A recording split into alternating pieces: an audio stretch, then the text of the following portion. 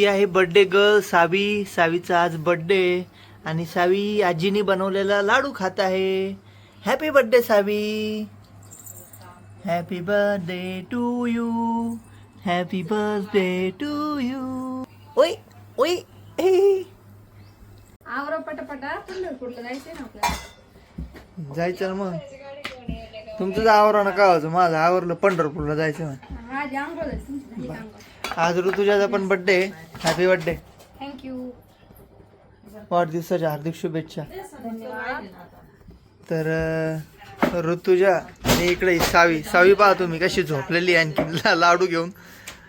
तिला झोप काही सुधरत नाही आहे. बड्डे गर्ल आहे दोन्ही, ऋतुजा आणि सावी. तर आज पंढरपूरला आमचं जाण्याचं नियोजन म्हणून सकाळी सकाळी चटणी पोळी डब्बा वगैरे झाला आहे. आईने लाडू पण बनवला. तर एकंदरीत आमचं पंढरपूरचं नियोजन झालेलं आहे.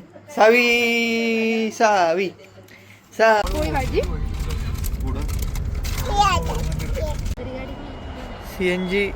CNG भरण्यासाठी परत थांबलो आहे. CNG वारंवार भरावा लागतो आणि CNGनी प्रवास केला तर मग कसं आहे थोडंसं त्रास कमी होतो, पैसे कमी लागते ना, मग बरं वाटतं. पुंडलिका वरदा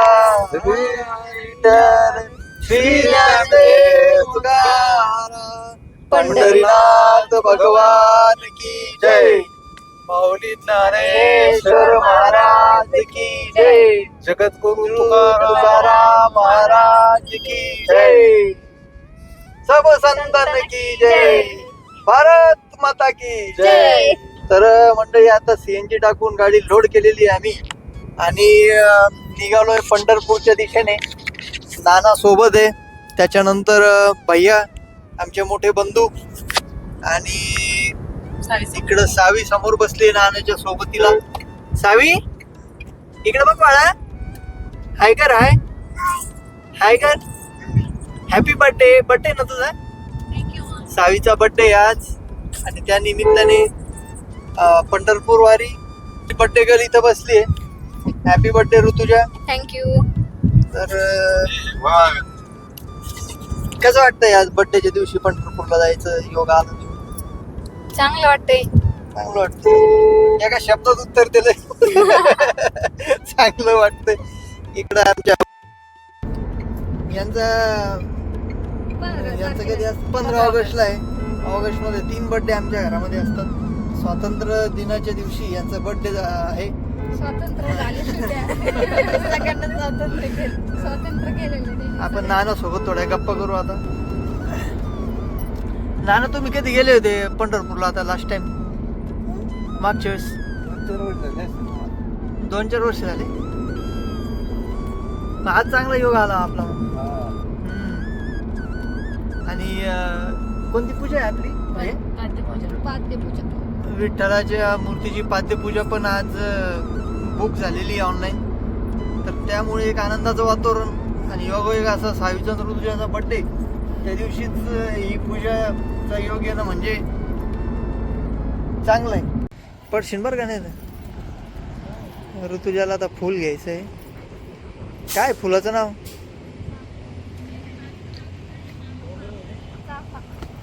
चाफा नाही येतो. चाफा नाही येतो. नाही रे, वासच नाही त्याला. चाफा कशाच नाही. सकाळी गडबडीत निघताना काहीच खाल्लं नव्हतं, उशीर झाला होता निघायला, म्हणून चालता चालता वडापाव घेतलाय. वडापाव खातोय.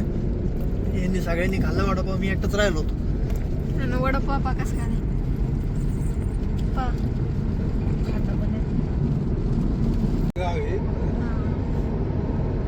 मांजरसुंबा घाट या ठिकाणी आता आपण चढलोय.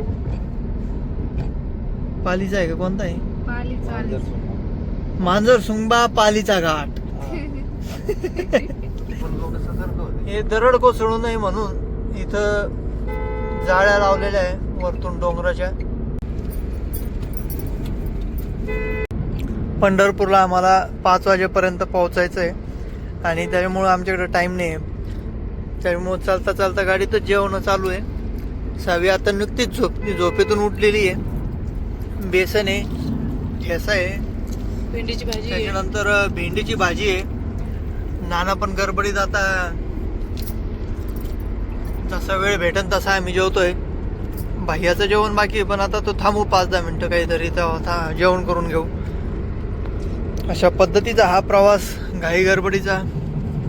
तर विठ्ठलाला भेटायचं आहे म्हणजे थोडी गडबड करावंच लागेल नाही का. बाहेर तुम्ही पाहू शकता की वातावरण जर पाहिलं हे पवनचक्क्या त्यांनी पॉवर जनरेट होते वीज निर्मितीसाठी लावलेल्या. या कुठे आहे फॅन कुठे आहे? कुठे रे ती फॅन आहे? कुठे चालली तू? पंढरपूरला. हाय का नाही?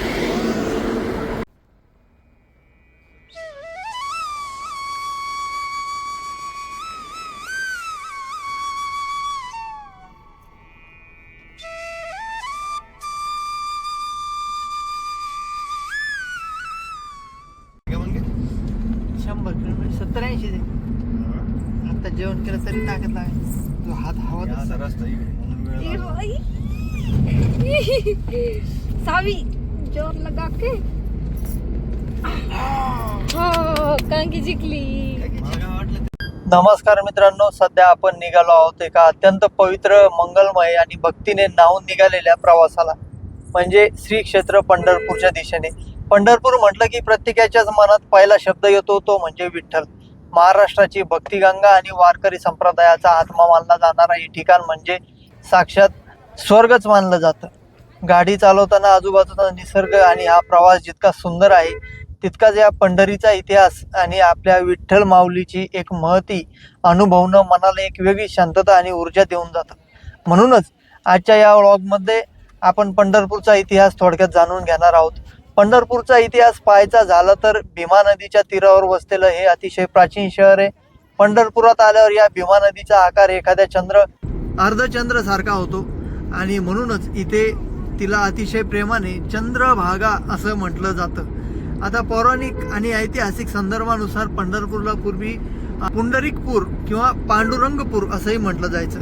संत ज्ञानेश्वर महाराज, संत तुकाराम महाराज, संत नामदेव महाराज, संत चोखामेळा आणि संत जनाबाई अशा अनेक महान संतांच्या वास्तव्याने आणि पावन पदस्पर्शाने ही भूमी पुनीत झालेली आहे. शेकडो वर्षापासून दरवर्षी आषाढी आणि कार्तिकी एकादशीला लाखो वारकरी हातात टाळ मृदुंग घेऊन गळ्यात तुळशीची माळा घालून ज्ञानोबा तुकाराम, ज्ञानोबा तुकाराम असा गजरात शेकडो किलोमीटर पायी चालत येतात. जातपात, श्रीमंत गरीब असा कोणताही भेद न बाळगता एकत्र येणारा हा वारकरी संप्रदाय पंढरपूरच्या संस्कृतीचा मुख्य कणा आहे. आता आपण ज्या विठू माऊलीच्या दर्शनाला चाललो आहे तिच्या रूपाचा आणि इतिहासाचा संदर्भ खूपच भावुक करणार आहे. आता पौराणिक कथेनुसार भक्त पुंडलिक जेव्हा आपल्या आई वडिलांची मनापासून सेवा करत होता तेव्हा त्यांची सेवा पाहून साक्षात भगवान श्रीकृष्ण तेथे दर्शन देण्यासाठी पंढरपुरात आले. परंतु पुंडलिक आई वडिलांच्या सेवेत इतका मग्न होता की त्याने भगवंताला थांबण्यासाठी एक वीट फेकून दिली आणि त्यावर उभा राहण्याची विनंती केली. आपल्या भक्ताच्या प्रेमाखातर आणि सेवेचा मान राखण्यासाठी देव त्या विटेवर उभा राहिले आणि म्हणूनच त्यांना विठ्ठल म्हणजेच विटेवर उभा असलेला देव असं म्हणतात. असं नाव विठ्ठलाचं पडलं. आता दोन्ही हात कमरेवर ठेवून विटेवर युगनयुगे उभा असलेला हा असा एकमेव देव जो आहे तो भक्तांच्या भेटीसाठी सदैव आतुर असतो. चला तर मग या ऐतिहासिक आणि भक्तिमय पंढरपूरच्या वाटेवर पुढे जात असताना विठ्ठलाच्या नावाचा गजर करूया आणि लवकरच पंढरपुरात पोहोचूया, माऊलीचं दर्शन घेऊया. विठ्ठल विठ्ठल विठ्ठल विठ्ठल.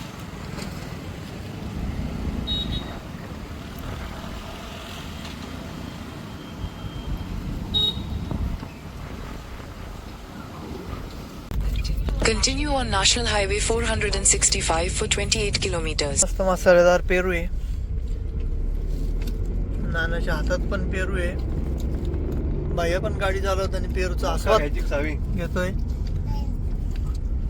सावी छान आहे पेरू.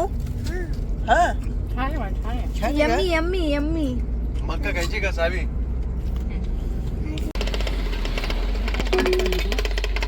सावी गणेश खायचे तुला? कोणतं घ्यायचं? हे काय ते घ्यायचं? ते घ्यायचे काय?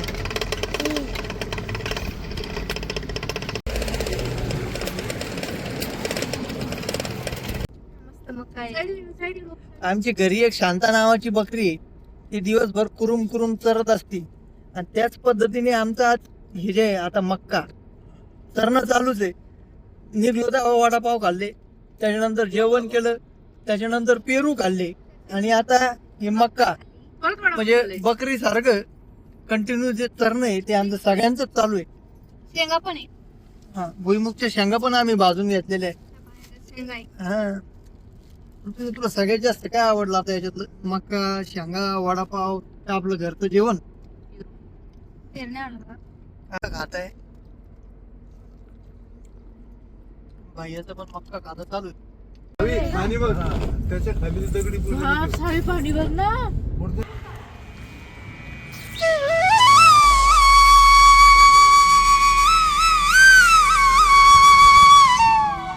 भगवानगड संस्थान या ठिकाणी आम्ही पंढरपूरला पोहोचलोय.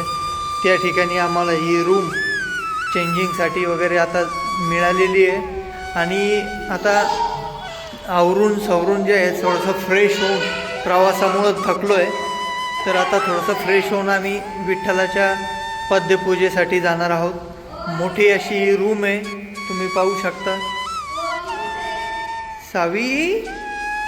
सावी आणि सावीची चाची कुठं लपले? कुठे कुठे कुठे? अरे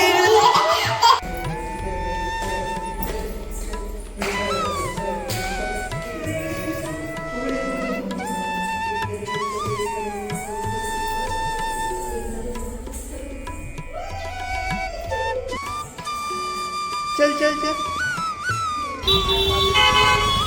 सावी काय घेतलं तू? गजरा?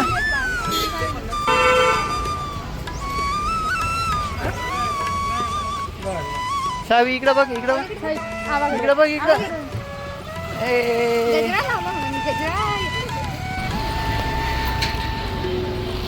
कुठं आलो आपण? कुठं आलो आपण? पंढरपूरला. जोराने सांग बरं, जोराने सांग कुठं आलो?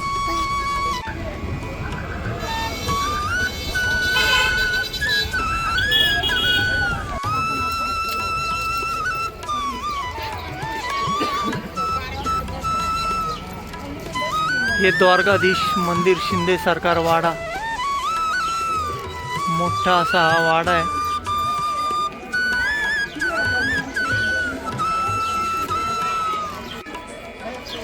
चंद्रभागा या नदीकडे आपण जातोय.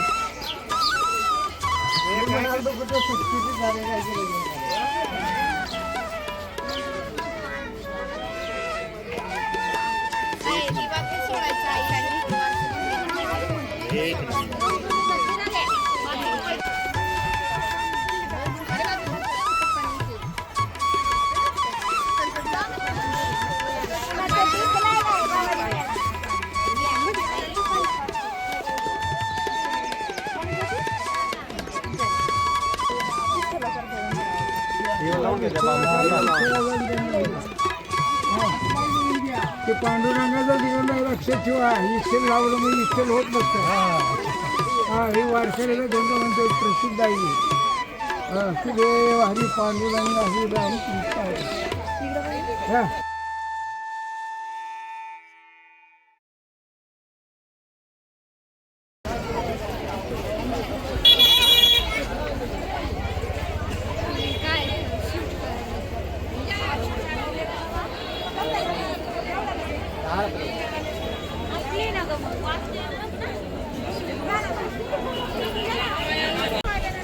सावी चला.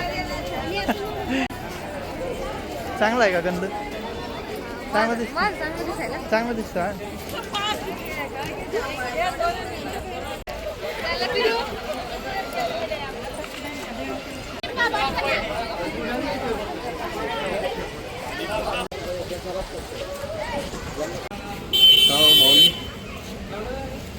संत नामदेव पायरीकडे जाताना मन अतिशय प्रसन्न आणि उत्साही आहे.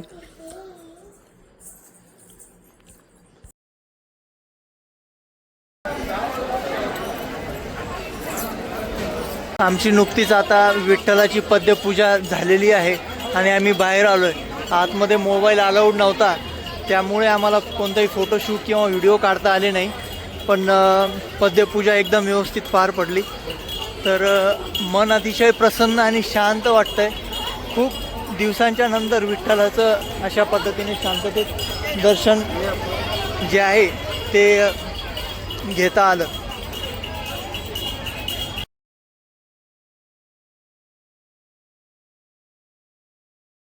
कुंडलिक वरदा हरी विठ्ठल श्री ज्ञानदेव तुकाराम पंढरीनाथ महावान की जय. श्री संत ज्ञानेश्वर महाराज की जय. जगद्गुरु तुकाराम महाराज की जय. सब संतन की जय. भारत माता की जय. तर मंडळी, आम्ही आता पंढरपूरहून दर्शन करून विठ्ठलाची पद्यपूजा करून आम्ही आता फलटणकडे निघालोय. फलटणला आमच्या बहिणीकडे आम्ही आता जाणार आहे आणि ऋतुजाचा आणि सावीचा वाढदिवस त्या ठिकाणी आम्ही साजरा करणार आहे.